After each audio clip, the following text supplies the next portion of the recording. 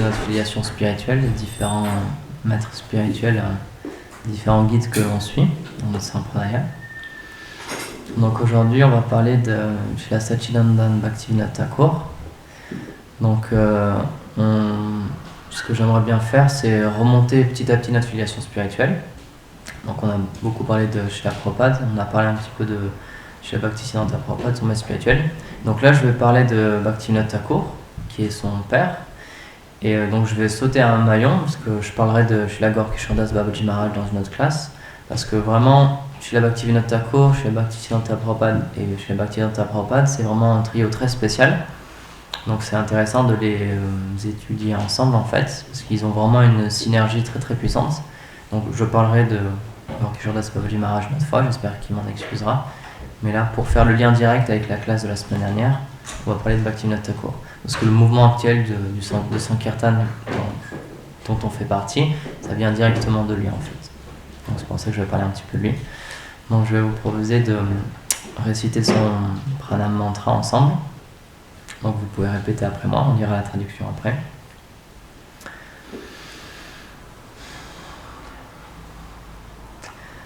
Namo Bhaktivinodaya Sachitananda Namine.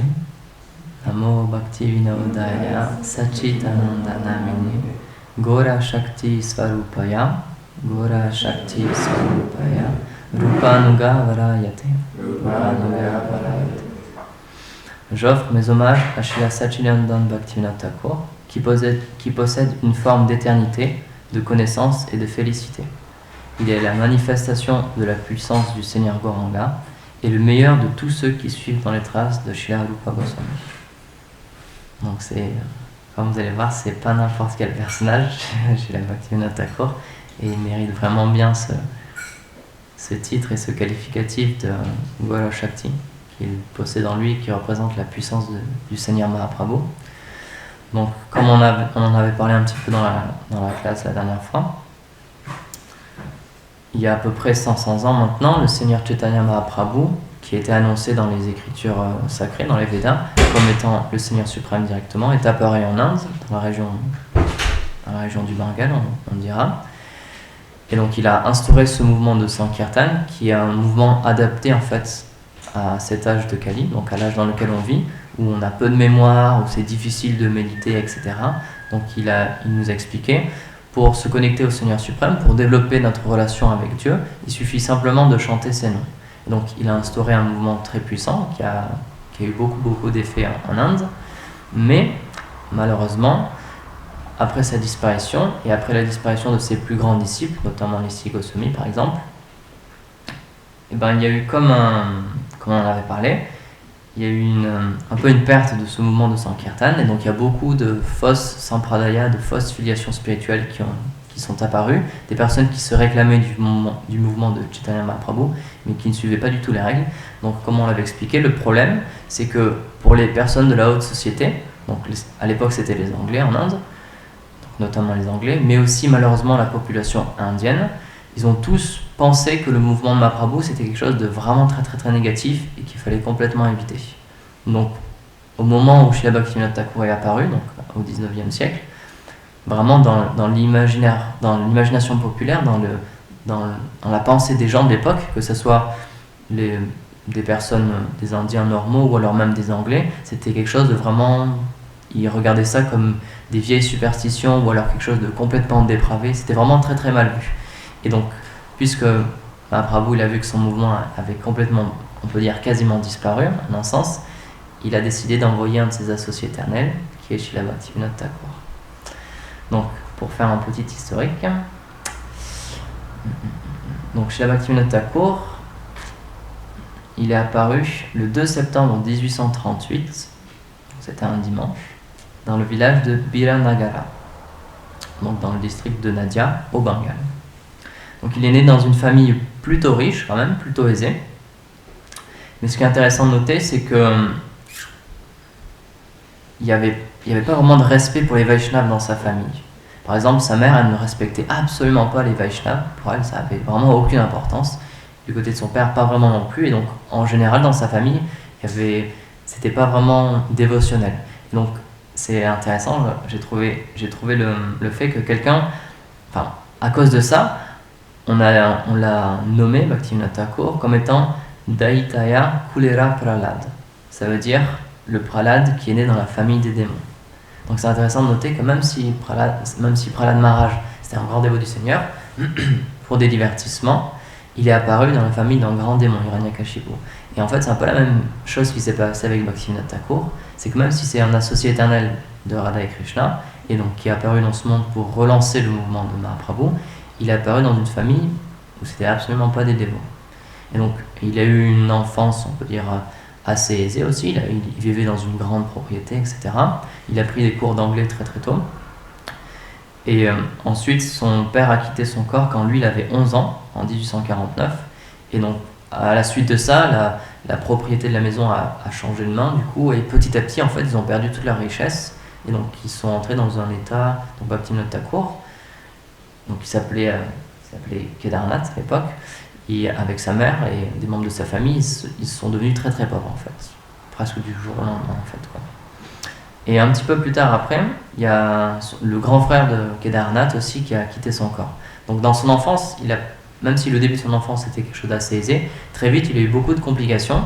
Et ce qui est intéressant de noter, c'est que dans une de ses biographies, c'est expliqué que même s'il a eu beaucoup de tests dans son enfance, il a toujours été un enfant très très doux et que tout le monde aimait en fait. Et donc il allait souvent dans les fêtes de village, il allait souvent dans les réunions de famille, etc. Et tout le monde appréciait ce jeune enfant. Et malgré son très jeune âge, il était un peu comme son fils, Bhaktisiddhanta le sera plus tard. Il avait un esprit très développé déjà.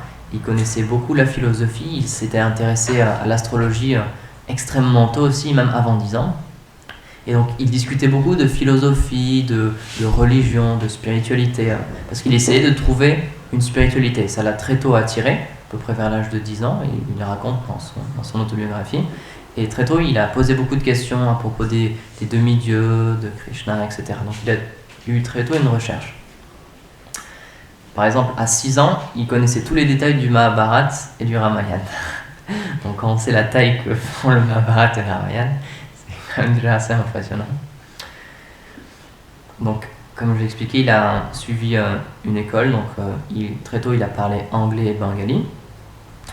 Il a passé beaucoup de sa jeunesse à étudier les différentes philosophies et les différentes religions du monde. Donc il s'est intéressé au christianisme aussi, il s'est intéressé à l'islam, à toutes les grandes religions. Et à 18 ans, il a commencé une carrière de professeur en fait. Et ça a duré un certain nombre d'années. Et tout au long de sa vie, en fait, il passera du statut de professeur au statut d'employé de la régence anglaise. En fait, il a été employé dans le gouvernement anglais comme magistrat. Enfin, il y a eu plusieurs titres, un d'entre eux, ça a été magistrat. Et donc, ce qui est intéressant de noter, c'est que même si c'était un dévot du Seigneur, donc il avait sa vie spirituelle, qu'il développera un petit peu après, il a accepté un poste dans la société mondaine, il a travaillé avec l'État anglais, etc. Et ce qui est remarquable, c'est qu'il a été très apprécié par ses confrères anglais. Et petit à petit, quand il a commencé à découvrir les enseignements de Chaitanya Mahaprabhu à la suite de ses recherches, et quand il a commencé à lire le Chaitanya Charitamrita, etc., tous les écrits védiques, tous les écrits qui sont en relation avec le service de dévotion, ce qu'on appelle le Bhakti Yoga, donc il a été très enthousiasmé par ça, il a été très touché par cette voie spirituelle. Donc à un certain moment, il a décidé de prendre cette voie-là. Et donc il a commencé à écrire des poèmes, à écrire des articles, à écrire un petit peu des livres sur cette philosophie. Et puisqu'il était très respecté dans son époque, même avant ça, par exemple, il avait écrit des poèmes qui avaient été repris, qui avaient été vraiment plébiscités par les Anglais de l'époque. Puisqu'il avait ce titre de reconnaissance, quand il a commencé à parler de Chaitanya Mahaprabhu, de Radha, de Krishna, etc., du service de dévotion, ça a été très, très bien accepté. Et il y a même beaucoup d'Anglais qui ont propagé ses écrits à l'étranger et qui ont fait des recommandations, etc. Et j'ai plus la date en tête, mais c'était un des premiers aussi à envoyer des écrits sur Chaitanya Mahaprabhu et en particulier sur Krishna, sur le Seigneur suprême Krishna, à l'étranger. Il en a envoyé en Australie, au Canada, etc. En Allemagne aussi, je pense. Si je m'en souviens. À Montréal, voilà. Il en a envoyé à Montréal. Et donc très tôt, il a eu cette conscience que le mouvement du Chaitanya Mahaprabhu, qui n'était pas si vieux que ça, qui avait été à peu près amené 500 ans avant lui, un petit moment moins que ça, il avait compris que c'était un mouvement spirituel qui était destiné à tout le monde, pas seulement aux Indiens. Il a expliqué à plusieurs reprises dans ses écrits que le mouvement de Chaitanya Mahaprabhu, ça vise à réveiller l'âme qui est dans le corps de chacun. Donc c'est pour ça qu'il expliquait, peu importe dans quelle situation on est né, ce mouvement spirituel, ce Bhakti Yoga, ça peut s'adresser à toutes les personnes et toutes les personnes y trouveront une pleine satisfaction. Il y a une citation que j'ai trouvée vraiment très intéressante que j'ai retrouvée. Donc c'est dans le Sajjanatoshani. C'est comme une prédiction qu'il a faite en fait. Donc dans son Sajjanatoshani, il a écrit très prochainement le chant du Harinam Sankirtan, donc le chant congrégationnel des noms de Dieu et en particulier ceux de Krishna, sera partagé dans tout le monde. Quand viendra ce jour où les personnes d'Amérique, d'Angleterre, de France, d'Allemagne, de Prusse, donc de Russie à l'époque, prendront des kartals, des mrinangas et chanteront Hare Krishna dans leur propre ville. Quand ce jour viendra où les étrangers à la peau claire viendront dans le dham de Shimayapur et joindront les Bengalis pour chanter des chants Vaishnav, chanter Jai Sachinanda, Jai Sachinanda. Quand ce jour viendra-t-il ? Donc il avait conscience que c'était juste une question de temps avant que des Occidentaux comprennent le message de Chaitanya Mahaprabhu et viennent au Bengale et viennent dans tous les lieux saints, viennent à Vrindavan, viennent à Mayapur pour pouvoir développer cette spiritualité authentique. Il y a plusieurs histoires qui... donc il a, comme je l'ai expliqué, il a vécu une vie de magistrat du coup. Donc il a été en collaboration avec le gouvernement anglais. Et donc ce qui est intéressant, c'est qu'en Inde, comme on le sait, il y a beaucoup de yogis, donc il y a beaucoup de personnes qui développent des pouvoirs mystiques. Parce que c'est quelque chose qui est expliqué dans les Védas. Si quelqu'un veut développer certains pouvoirs mystiques, il y a des lignes de conduite qui sont données pour pouvoir développer ces choses-là. Mais ça, ce sont des choses matérielles, c'est juste un changement de matière en fait. Mais malheureusement en Inde, il y a des personnes qui développent ces pouvoirs-là et qui ensuite se réclament comme étant Dieu, la personne suprême. Et donc Bhaktivinoda Thakur, puisque c'était un dévot de Krishna, puisqu'il avait conscience que certaines personnes se faisaient passer pour le Seigneur suprême, il avait à cœur aussi, une des choses qu'il a faites, c'est de détruire ces choses-là en fait, de casser toutes ces personnes qui se faisaient adorer comme le Seigneur suprême et qui abusaient des personnes. Donc j'ai trouvé plusieurs exemples assez intéressants. Alors,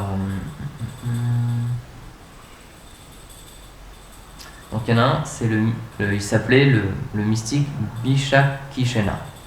Donc c'est dans la ville de Kamanale, donc qui est près de la capitale de l'Orissa. Il y avait un très très très puissant mystique qui s'appelait Bishakishena. Donc il avait beaucoup de différents pouvoirs mystiques. Et il y en a un, c'est qu'il pouvait s'asseoir dans le feu et rien ne le touchait en fait, rien ne se passait, il ne brûlait pas. Et il pouvait aussi faire apparaître du feu qui sortait de sa tête. Donc c'était des choses qui étaient vraiment quand même très impressionnantes. Et donc toutes les personnes locales, et ils avaient vraiment très très peur de lui. Et donc il a profité des pouvoirs mystiques qu'il avait développés pour se faire passer pour Dieu, la personne suprême. Et il avait deux acolytes qui s'appelaient Brahma et Shiva. Et donc ils expliquaient qu'en fait ils étaient la Trinité et qu'il était Mahavishnu. Donc voilà. Donc c'était le mot qui s'était passé. Et les personnes, ils avaient vraiment peur de lui parce qu'il avait vraiment des pouvoirs mystiques quand même. Et donc tous les petits rois de l'Orissa, ils étaient sous sa coupelle en fait, et ils lui donnaient beaucoup d'argent pour qu'il puisse construire son temple. Il lui envoyait aussi des femmes parce qu'il faisait la danse rasa, donc il avait des relations illicites avec des femmes. Et donc il y a beaucoup de choses comme ça qu'il faisait. Il prenait de l'argent pour lui, etc. Donc c'était pas du tout un Vaishnav, c'était pas du tout quelqu'un de recommandable. Et donc Bhaktivinoda Thakur, il a entendu parler de cette chose-là, parce qu'en fait, le gouvernement anglais de l'époque, ils ont eu peur de ce yogi parce qu'il poussait à la révolte. En fait, ce qu'il faisait, c'est qu'il disait à tout le monde, au roi, si vous me donnez votre argent, si vous me donnez votre service, je vais virer en fait les Anglais de l'Inde. Je vais débarrasser l'Inde des Anglais. Et donc les Anglais à l'époque, évidemment, ils ont entendu ça, et donc pour eux, c'est un acte de traîtrise, puisque c'est un Indien qui se rebelle contre le pouvoir en place, donc ils ont décidé de l'arrêter. Le problème, c'est que personne ne voulait y aller. Ils avaient tous peur de lui, donc personne n'osait l'approcher. Donc, puisque Bhaktivinoda Thakur était reconnu comme une personne sainte à l'époque aussi. Il était connu dans le gouvernement anglais comme un magistrat, mais aussi comme une personne qui avait une vie spirituelle très sérieuse et authentique. Il y a certaines personnes qui le connaissaient qui ont demandé d'intervenir en fait. Donc lui, il a un peu écouté l'histoire, puis il a décidé d'aller voir ce grand mystique. Alors du coup, donc il y allait tout seul, parce que personne ne voulait venir avec lui, vraiment tout le monde avait peur, donc il a dû y aller tout seul. Donc il a voulu connaître vraiment c'était quoi ses pouvoirs mystiques en fait. Donc il allait voir cette personne. Et donc quand Bishakshena il l'a vu, il a dit « Ah, tu es Kedarnath Datta et tu es venu pour te renseigner sur toutes mes activités. Mais je te préviens, je suis le Seigneur suprême, alors s'il te plaît, ne me dérange pas, sinon tu vas avoir des problèmes. » Alors Bhaktivinoda Thakur il a répondu « Alors, mon très cher monsieur, vous êtes un grand yogi et je vois que vous vivez ici. Mais s'il vous plaît, est-ce que vous pourriez venir à Jagannath Puri pour avoir le darshan du Seigneur Jagannath ?» Parce qu'à Jagannath Puri, il y a une très belle déité du Seigneur Jagannath. Et donc là, à ce moment-là, le mystique il lui a répondu « Pourquoi je viendrais voir Jagannath? C'est seulement un morceau de bois qui est peint, alors que moi je suis la personne suprême. » Alors quand Bhaktivinoda Thakur il a entendu ça, et là il a arrêté de rigoler, il a été très très très en colère, parce que c'était une personne qui avait offensé le Seigneur suprême, parce que Jagannath c'est directement le Seigneur suprême, donc il était vraiment très en colère, et donc il l'a pris, et il l'a amené au commissariat de police. Il a vraiment pas eu peur, il l'a pris comme ça, il l'a jeté en prison. Et donc il a demandé à 36 policiers musulmans et à 72 policiers de la ville de Cuttack de se mettre autour de sa cellule et de le garder jour et nuit. Donc il a été emprisonné comme ça pendant un petit moment. Donc il a été aussi chercher ses deux acolytes, Brahma et Shiva.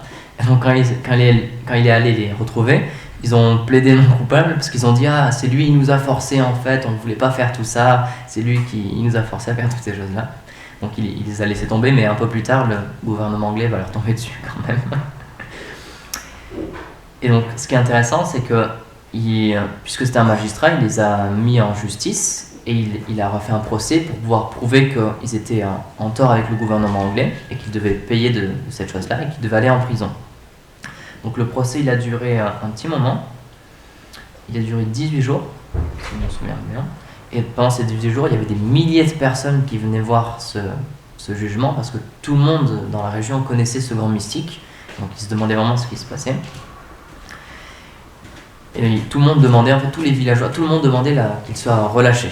Mais Bhaktivinoda Thakur il était vraiment ferme à propos de ça.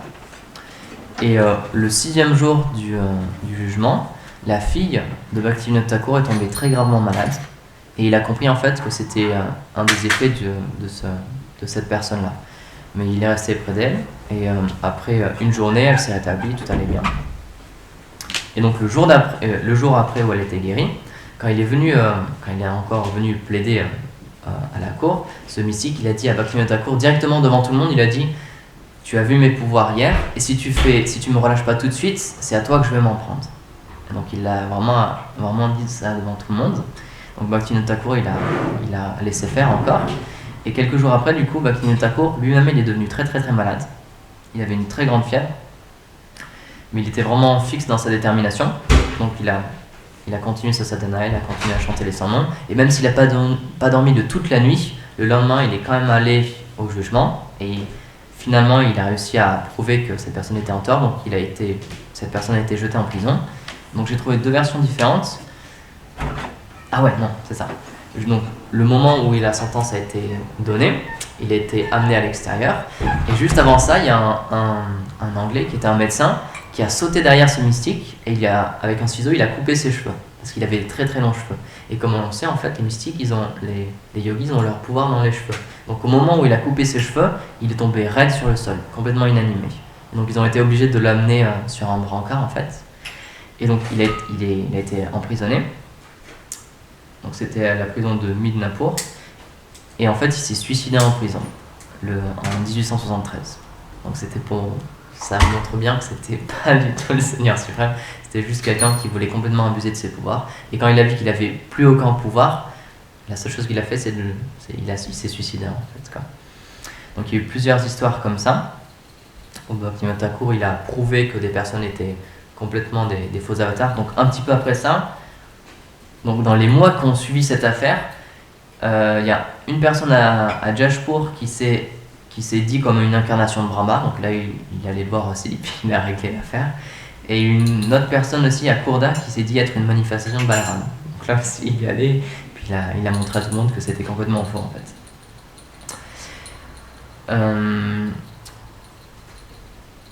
Une histoire intéressante aussi, c'est qu'à un moment, il voyageait très souvent, parce qu'à cause de son travail de magistrat, il était placé dans différentes villes. Et une chose qu'il tenait à cœur, c'est de montrer la puissance du Srimad Bhagavatam, montrer à quel point c'était un écrit saint, qui était vraiment très puissant, qui est non différent du Seigneur Krishna. Et donc, à un moment, il allait dans un village, c'était une ville, où en fait, il y avait un très grand arbre banyan, que les personnes locales faisaient une adoration en fait, à cet arbre. Et parce que dans cet arbre, il y avait un fantôme qui, si une personne faisait une adoration à ce fantôme, il influençait l'esprit du juge local en fait, en leur faveur. Donc quand quelqu'un était en jugement, ils allaient voir cet arbre banyan, ils faisaient une adoration spéciale parce qu'il y avait un fantôme à l'intérieur, et ensuite le jugement était en leur faveur, parce que le juge il était complètement innombré par ce fantôme. Et donc Bhaktivinoda Thakur il a entendu parler de ces choses-là. Donc je me rappelle plus des détails exactement, c'est pas lui personnellement, mais il a engagé un pandit local en fait, pour, je crois que c'est pendant 7 jours, il lui a demandé de réciter le Srimad Bhagavatam. Et au bout du 7e jour, l'arbre banyan s'est complètement écrasé en fait, il est tombé au sol, il était déraciné, et donc le fantôme est parti. Donc quand les personnes locales ils ont vu cette chose-là, tout le monde, ils ont eu une très grande foi dans le Srimad Bhagavatam et dans le service de dévotion. Donc très tôt en fait, Bhaktivinoda Thakur il a commencé à prouver que le mouvement de Chaitanya Mahaprabhu était quelque chose d'authentique, et que le Srimad Bhagavatam et que tous les écrits en relation avec Krishna étaient vraiment authentiques. Donc un peu à la fin de sa carrière, il a été déplacé à Jagannath Puri, parce qu'en fait c'était les arrangements du Seigneur Jagannath, parce qu'il voulait qu'il vienne dans sa ville. Donc là il a été élu président de temple de Jagannath Puri. Donc il a fait plusieurs réformes au temple de Jagannath Puri. Une de celles-là, c'est qu'il a instauré comme un lieu de rencontre en fait, dans le jardin où il y avait Roy Ramananda avant qu'il passait son temps. Donc c'est à côté du temple de Jagannath Puri. Il a instauré comme une récitation journalière et une discussion journalière sur le Srimad Bhagavatam et sur le Seigneur Krishna. Donc il y a tous les Vaishnavas locaux qui venaient, sauf un. Il y a un Vaishnava qui était un Babaji qui n'avait pas voulu venir parce qu'à l'époque, Bhaktivinoda Thakur n'avait pas de Kantimala et ne portait pas le tilak. Et à cause de cette chose-là, qui était une chose totalement externe, ce Vaishnava, il a déclaré que Bhaktivinoda Thakur ce n'est pas quelqu'un d'authentique et qu'il n'allait pas l'écouter. Et très rapidement, en fait, cette personne-là, elle est devenue extrêmement malade. Et donc une nuit, il y a le Seigneur Jagannath en personne qui est apparu dans son rêve et qui lui a dit « Tu as offensé mon très grand dévot, alors si tu vas te guérir, il va tout de suite t'excuser auprès de lui. » Et donc le jour d'après, cette personne-là, ce Vaishnava, il est venu au pied de Srila Bhaktivinoda Thakur, il a demandé pardon. Donc Bhaktivinoda Thakur lui a donné un médicament spécial pour qu'il soit guéri, et en même temps il a donné sa miséricorde. Donc il a été guéri matériellement et spirituellement. Donc à plusieurs occasions comme ça, le Seigneur Krishna en fait, et en particulier le Seigneur Jagannath, ils ont fait des arrangements pour prouver à tout le monde qui était réellement Bhaktivinoda Thakur. Donc c'est intéressant de voir que même si extérieurement il était né dans une famille pas du tout Vaishnava, même si jusqu'à très tard il ne portait pas de Kantimala, il n'avait pas de tilak, etc., c'était quand même un associé éternel de Radha Krishna. Et donc il y a eu plusieurs événements très marquants dans sa vie. Donc l'un d'entre eux, alors j'essaie de me rappeler de la date, donc c'est en 1887, donc il y a plusieurs versions, donc là c'est une version, donc c'est expliqué qu'en 1887, il est allé visiter le plus gros Shivalingam du Bengale, qui est à Talakeshwara, et à cet endroit-là, il y a Shiva qui lui est apparu en rêve, et qui lui a dit « Tu veux aller à Vrindavan ?» parce qu'il avait déjà voyagé plusieurs fois à Vrindavan, mais il y a beaucoup de choses à faire à Navadvip, donc qui est une région sacrée aussi. S'il te plaît, donc va là-bas et accomplis certaines choses là-bas. Donc en fait, ce qui s'est passé, donc après il a été transféré, et un jour, il était... donc c'était le... Je vais essayer de retrouver la date. Non, je n'ai pas la date exactement. Donc un jour, il résidait à côté de Navadvip, et donc c'était la nuit, et il était avec son fils Bimal Prashad, qui deviendra Bhaktisiddhanta Prabhupada. Et donc il chantait son japa, c'était à peu près 10h du soir, il chantait son chapelet sur le toit de la maison, parce qu'en Inde en fait les toits ils sont plats, donc on peut très souvent accéder au toit. Donc c'était la nuit, et au loin il a vu un arbre banyan qui s'est illuminé avec comme une petite hutte à côté qui ont brillé très très fortement. Et donc, le lendemain, il s'est renseigné sur la géolocalisation de cet endroit. Et donc, il y a certaines personnes locales qui lui ont dit que certaines personnes diraient que c'était le lieu d'apparition de chez Chaitanya Mahaprabhu. Donc, il a fait plusieurs recherches historiques avec des cartes, etc. Et donc, il a un petit peu étudié cette chose-là. Et donc, ensuite, il est allé à cet endroit-là. Et il a déclaré que c'était le lieu d'apparition de Chaitanya Mahaprabhu. Donc, quelques années après, donc en 1893, son maître spirituel, chez Jagannath Das Babaji Maharaj, il est venu à cet endroit-là. Et donc, c'est l'histoire qu'on connaît tous, même s'il était extrêmement âgé à cette époque-là, chez Jagannath Das Babaji Maharaj. Donc, il était porté dans un panier, comme une grande corbeille en fait, par un de ses disciples, parce qu'il était complètement infirme, il ne pouvait absolument pas marcher. Et donc, au moment où il est allé à cet endroit-là, où Bhaktivinoda Thakur il a dit on aurait retrouvé l'endroit de naissance de chez Chaitanya Mahaprabhu. Quand il a vu cet endroit et quand il était à côté, il a sauté de son panier en fait, il a commencé à danser et à chanter en l'air. Donc, puisque c'était le Vaishnava le plus reconnu de son époque, il a dit oui, c'est bel et bien le lieu d'apparition de Chaitanya Mahaprabhu. Donc, entre autres, comment on peut dire, des accomplissements de Bhaktivinoda Thakur, c'est qu'il a révélé le lieu d'apparition de Chaitanya Mahaprabhu. Donc, c'est n'importe quoi quand même. Il a construit un grand temple là, etc. C'est pas ça. C'est Bhaktisiddhanta. Donc c'est son fils, Bhaktisiddhanta Prabhupada, qui ensuite. Ils avaient fait juste une hutte, non, quelque chose, ou juste quelque chose comme ça. Donc ils ont installé des murtis à cet endroit-là, pour les naissances de Mahaprabhu, et c'est ensuite, quand Bhaktisiddhanta Prabhupada prendra sa relève, là ils ont construit un très très grand temple. Et donc c'est intéressant, donc on peut voir que très tôt, donc avec son fils, ils ont une grande complicité. Donc comme on peut voir, il était là, Bimal Prashad, il était là quand il a découvert le lieu de naissance de Chaitanya Mahaprabhu. Et donc, un des grands apports, pourquoi j'ai fait cette classe-là maintenant, c'est que un des grands apports aussi de Srila Bhaktivinoda Thakur, c'est un de ses fils, chez Bimal Prashad, qui deviendra Bhaktisiddhanta Prabhupada. Donc comme je l'avais expliqué, Bhaktivinoda Thakur, donc il a écrit énormément de livres, il a écrit plus de 100 livres dévotionnels, il a écrit énormément de poèmes, il a écrit énormément de journaux, de recueils, de beaucoup de littérature en fait, sur le Gaudiya Vaishnavisme, il a écrit des commentaires, etc. Il a même en 1886, il a publié une bonne édition de la Bhagavad Gita avec le commentaire de Srila Vishwanath Chakravarti Thakur et son propre commentaire aussi. Donc c'était en bengali du coup, qui a été très très bien accueilli par le public. Et donc il a écrit énormément de livres sur la philosophie Vaishnava. Donc grâce à lui, on peut dire que tout seul, par ses propres efforts, il a complètement changé la vision que les gens avaient du mouvement du Chaitanya Mahaprabhu, qui avant qu'il apparaisse c'était considéré comme une secte en fait, quoi, ou comme quelque chose de vraiment dévié. Donc par lui-même, par ses propres efforts, par l'instruction de Chaitanya Mahaprabhu, il a pu remettre cette chose-là il a redoré le blason de cette spiritualité. Donc les personnes locales et même les personnes à l'étranger commençaient à apprécier cette spiritualité.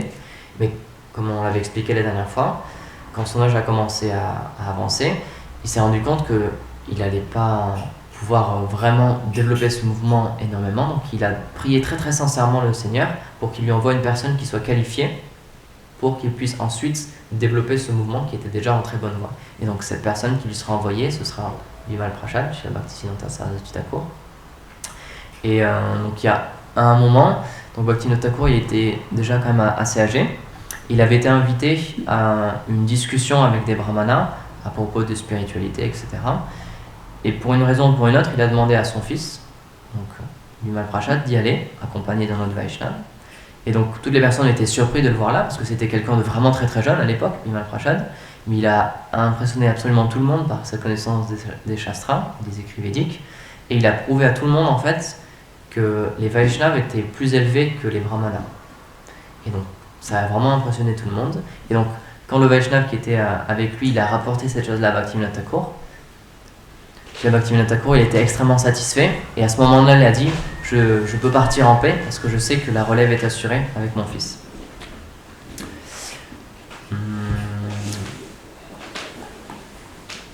Quelques autres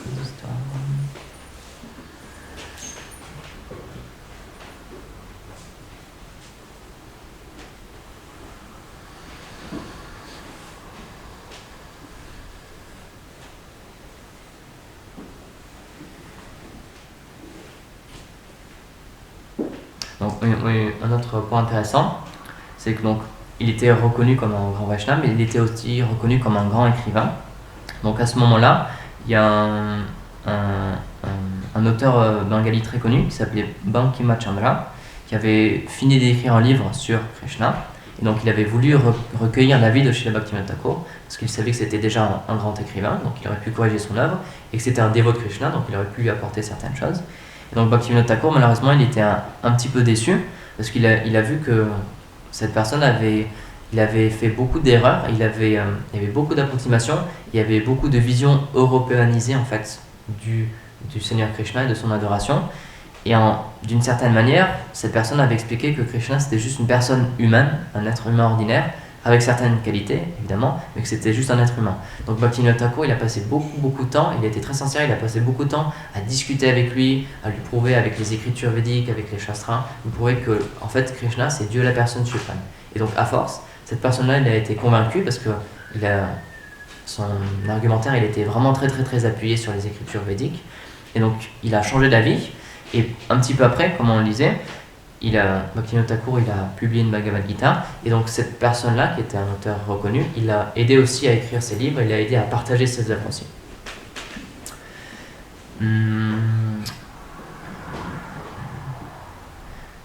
Donc, Srila Bhaktisiddhanta Saraswati Thakur Prabhupada, il a expliqué que, techniquement parlant, on fait partie du Bhaktivinoda Parivar. C'est-à-dire qu'on est des descendants dans la lignée spirituelle de Srila Bhaktivinoda Thakur. Donc c'est intéressant de noter, parce que, comme on l'expliquait, Srila Bhaktivinoda Thakur, son fils Srila Bhaktisiddhanta Prabhupada et son disciple Srila A.C. Bhaktivedanta Swami Prabhupada, c'est vraiment trois personnes vraiment indissociables. Et donc, à eux trois, ils ont énormément développé le mouvement de Sankirtan. Donc, on peut dire en un résumé que Srila Bhaktivinoda Thakur, il a remis, en fait, il a fait deux choses très importantes. La première, c'est qu'il a démontré que c'était une voie authentique, que le mouvement Chaitanya Mahaprabhu était une spiritualité totalement authentique, parce qu'à l'époque, elle était vraiment rejetée. La deuxième chose qu'il a fait, c'est qu'il a expliqué, il a écrit des livres pour que les Européens puissent comprendre cette philosophie.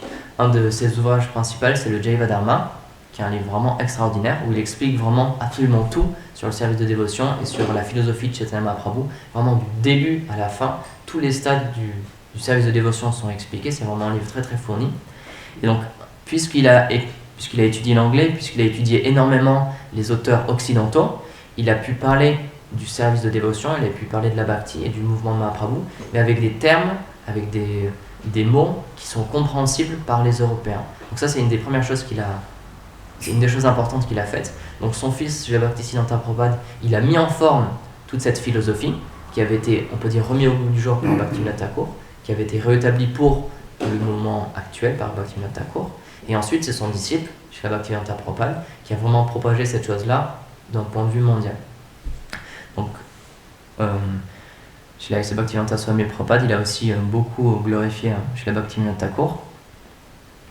Et une petite anecdote, c'est que pour montrer que le plus important c'est l'attitude de service et c'est le fait de vouloir servir dans son cœur le Seigneur suprême. Donc Bhaktivinoda Thakur, déjà dans sa vie, il avait noté cette chose-là. Dans plusieurs de ses chants, il explique que vous soyez un renonçant, que vous soyez un sannyasi, que vous soyez marié, que vous viviez dans la forêt ou que vous viviez dans la ville, peu importe. Le plus important, c'est que vous chantez le Saint-Nom. De la même manière, il a écrit un livre, le Harinam Chintamani, qui est un livre extraordinaire sur le Saint-Nom aussi, où il explique que c'est la chose la plus élevée qui est. Il n'y a aucune écriture qui est plus élevée que le Mahamantra. Il a vraiment fait tout un poème comme ça où il explique que le Mahamantra, c'est c'est extrêmement puissant parce que c'est non différent du Seigneur Krishna. Donc lui déjà, il avait mis en place cette chose-là, on peut dire. Et donc, chez A.C. Bhaktivedanta Swami Prabhupada, ce qu'il a fait, c'est qu'il a un petit peu fait la même chose.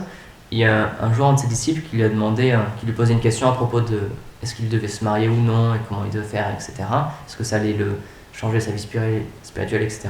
Et une des réponses que Srila Prabhupada a eues, c'est qu'il a dit regarde, Bhaktivinoda Thakur, il était marié, il a eu des enfants, il avait une vie très occupée, il était magistrat, mais pourtant c'était un dévot. Il a dit le plus important c'est le service de dévotion. Donc de la même manière, Bhaktivinoda Thakur, si vous voulez, j'ai son emploi du temps, c'est quelque chose d'absolument inconcevable. Donc je ne sais pas quelle période de sa vie c'était, je pense que c'était vers le milieu ou la fin de sa vie. Alors, donc ça commence par le soir. Donc, de 8h du soir à 10h du soir, il se reposait. Ensuite, de 10h à 4h du matin, il se levait, il prenait une douche et il écrivait. Donc, pendant 4 heures, il écrivait. Ensuite, il se reposait pendant une demi-heure. Ensuite, pendant 2h30 à peu près, il chantait le Saint-Nom tous les matins, donc de 4h30 à 7h, parce que c'est expliqué que le moment où le soleil n'est pas encore levé, vraiment le début de la journée, c'est le meilleur moment pour chanter, donc il avait pris ce moment-là aussi pour chanter le Saint-Nom. Ensuite, à 7h, il écrivait beaucoup de lettres, parce qu'il avait une énorme correspondance. À 7h30, il lisait, donc ça peut être... souvent, il lisait la Bhagavad Gita ou le Srimad Bhagavatam, il étudiait en permanence les écrits védiques, et surtout les écrits Vaishnavas. Ensuite, à 8h30, c'était le moment où il recevait des invités, où il commençait à discuter un petit peu en rapport avec son travail, puisqu'il était magistrat. Ensuite, à 9h30, il se reposait un petit peu. Ensuite, à 9h45, il prenait une douche encore. Il avait un petit déjeuner, donc c'était un petit peu de lait, quelques chapatis et quelques fruits. Ensuite, à 9h55, il partait pour son travail, donc pour à la cour, on appelle ça court, à la justice, à la cour de justice. Donc c'est jusqu'à 13h à peu près. Ensuite, à 13h, il revenait chez lui. À 14h, il retournait encore à son travail. Et jusqu'à 17h. Et à 17h, il commençait à traduire du sanskrit jusqu'en bengali. Donc il avait étudié énormément de livres aussi. Donc de 17h jusqu'à à peu près à 19h30, donc il écrivait aussi. Donc toute sa journée comme ça, il avait non-stop vraiment, en tout il devait se reposer peut-être 4 heures par jour je pense. 2 heures d'un coup et ensuite peut-être une demi-heure. Donc il avait 4 heures dans sa journée pour se reposer. Il prenait très très peu de temps pour manger aussi. Et tout le reste du temps, c'était consacré entre son travail, parce qu'il avait une position importante dans la société, et sa sadhana. Et donc il était extrêmement... il avait une chose aussi qui est intéressante, c'est qu'il le dit lui-même dans son autobiographie, que ce qui l'a fait adopter cette spiritualité, en fait, ce qui lui a fait développer de l'amour pour le Seigneur Chaitanya et pour le Seigneur Krishna, c'est grâce à la lecture des écrits védiques. Et donc c'est intéressant, puisqu'on sait que c'est un associé éternel de Radha Krishna, techniquement parlant, il n'aurait pas eu besoin de lire toutes ces choses-là. Mais pour nous montrer l'exemple, il a dit, ce qui m'a permis de développer de la foi dans le service de dévotion, c'est de lire les Écritures. Et donc c'est intéressant de noter que, puisque lui il a expliqué, si nous, dans notre propre vie, on lit comme il a fait tous les écrits spirituels, si on lit tous les écrits que les Vaishnavas nous ont donnés, alors forcément la foi dans le service de dévotion, dans le service de Krishna va apparaître. Il expliquait qu'en fait, à partir du moment où il est entré en contact avec ces choses-là, après il ne pouvait plus s'arrêter et toute la nuit, il écrivait des poèmes ou alors il lisait des choses sur le Seigneur Krishna en fait. Et donc il a écrit énormément de chants.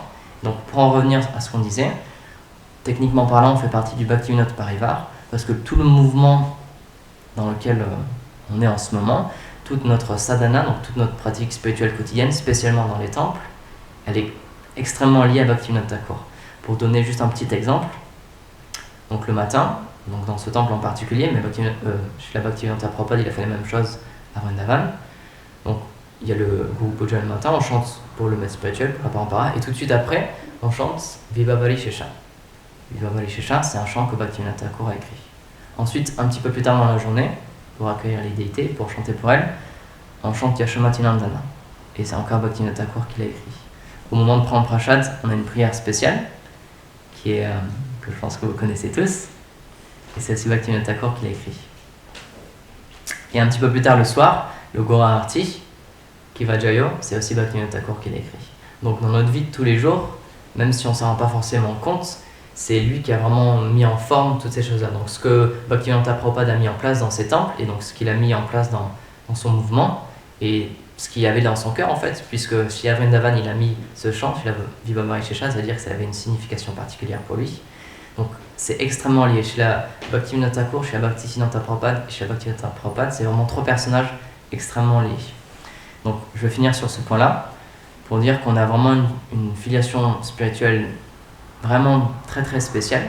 Et donc, même si de nos jours maintenant on parle plutôt de Srila Bhaktivinoda Prabhupada ou de Srila Bhaktisiddhanta, il ne faut pas oublier que c'est Bhaktivinoda Thakur qui a qui a amené et qui a validé aux yeux de tout le monde le mouvement de Mahaprabhu. Parce qu'avant lui, c'était complètement rejeté, c'était considéré comme une déviation ou quelque chose de complètement indésirable. Et donc, Donc pour terminer, le Seigneur Mahaprabhu, soit il vient, non, le Seigneur Krishna, soit il vient personnellement, soit il envoie ses associés pour que perdure son mouvement. Et donc c'est pour ça que les Vaishnavas expliquent qu'il y a toujours un pur dévot du Seigneur qui est présent sur la terre pour que le mouvement de Mahaprabhu continue. Parce que si c'est pas le cas, comme on peut le voir dans la très courte période entre Srila Mahaprabhu et Bhaktivinoda Thakur, c'est à peu près 300 ans. Dans cette courte période, le mouvement avait presque complètement disparu, il avait été complètement changé, il y avait beaucoup de déviations, etc. Donc c'est pour ça que Mahaprabhu il est obligé d'envoyer ses purs dévots, et c'est pour ça qu'il y aura toujours sur terre un pur dévot pour que la voie de la bhakti soit toujours maintenue et pour que ce soit la pure bhakti. Donc voilà. On prie aujourd'hui la miséricorde de Srila Bhaktivinoda Thakur pour qu'il puisse nous bénir dans notre sadhana tous les jours. Jai Srila Bhaktivinoda Thakur ki jai.